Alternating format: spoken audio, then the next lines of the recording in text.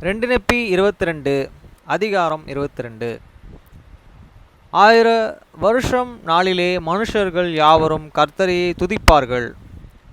அவர் அவர்கள் மத்தியிலே வாசமாயிருப்பார். ஏசாயா 12 ஒப்பிடவும் ஏறக்குறைய கிமு 559 முதல் 545 வருஷம். 1. அந்த நாளிலே நீ சொல்வது, கர்த்தாவே, நான் உம்மையே துதிப்பேன். நீர் என் மேலே கோபமாய் இருந்த போதிலும் உம்முடைய கோபம் நீங்கிற்று. நீர் என்னை தேற்றுகிறீர். வசனம் 2. இதோ தேவனே என் இரட்சிப்பு, நான் பயப்படாமல் நம்பிக்கையாய் இருப்பேன். கர்த்தராகிய யெகோவா என் பெலனும் என் கீதமானார். அவரே எனக்கு இரட்சிப்புமானார்.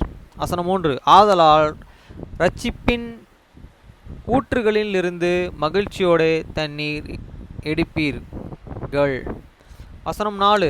அக்காலத்திலே நீங்கள் சொல்வது, கர்த்தரையே துதியுங்கள், அவர் நாமத்தை தொழுது கொள்ளுங்கள், அவருடைய செய்கைகளை ஜனங்களுக்குள்ளே அறிவியுங்கள், அவருடைய நாமம் உயர்ந்தது என்று பிரஸ்தாபம் பண்ணுங்கள். வசனம் 5. கர்த்தரே கீர்த்தனம் பண்ணுங்கள், அவர் மகத்தான கிரியைகளையே செய்தார், அது பூமி எங்கும் அறியப்பட்டதாயிருக்கிறது.